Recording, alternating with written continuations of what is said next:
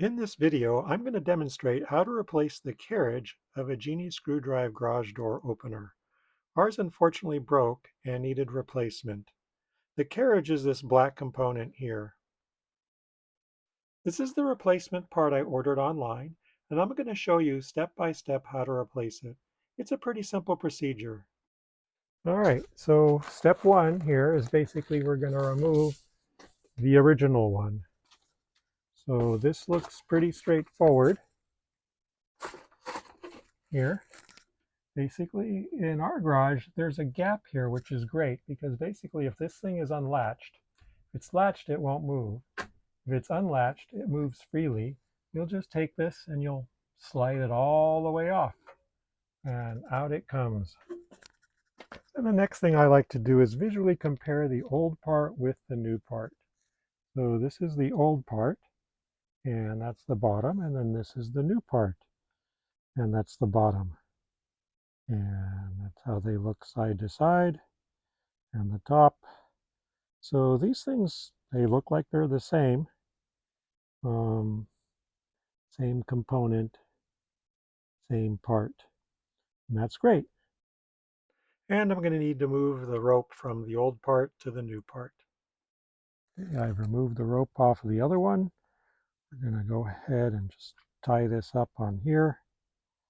Pretty straightforward.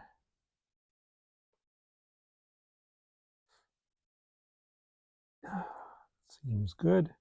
And we'll take off this piece of tape because that shouldn't be there.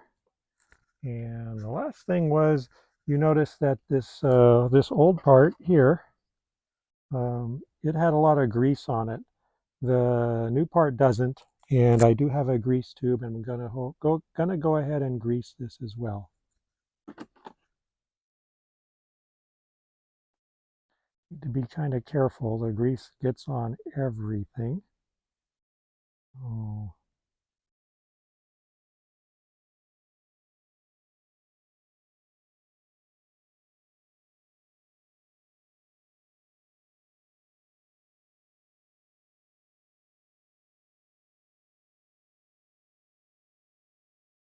And it'll mix more as you run the garage door up, back and forth as it moves on the screw drive. It'll mix pretty well. Now I'm going to go ahead and put in the replacement part. The only real thing you need to worry about here is making sure you put it in the right way. You may think it goes this way or this way. Well, the original was this way. That's why it's always a good idea to take a picture of it before you begin. And it should just slide in. Okay. And it slides because this is unlatched again. If this is latched here, it's not going to move. My sensor is right here, so we know this is going to need to go right in this area, and we're going to have to reattach this arm as well. So I need to go get a pair of pliers.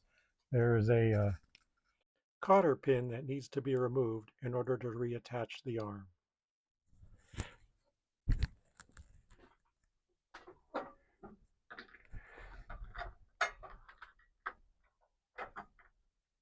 There. And then we install the cotter pin back. Goes in pretty straightforward, and we're going to bend it.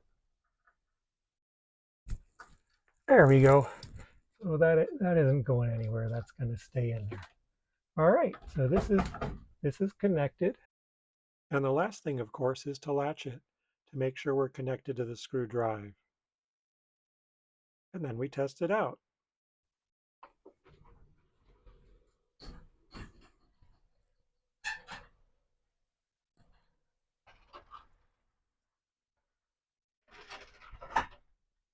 Okay, that looks fixed.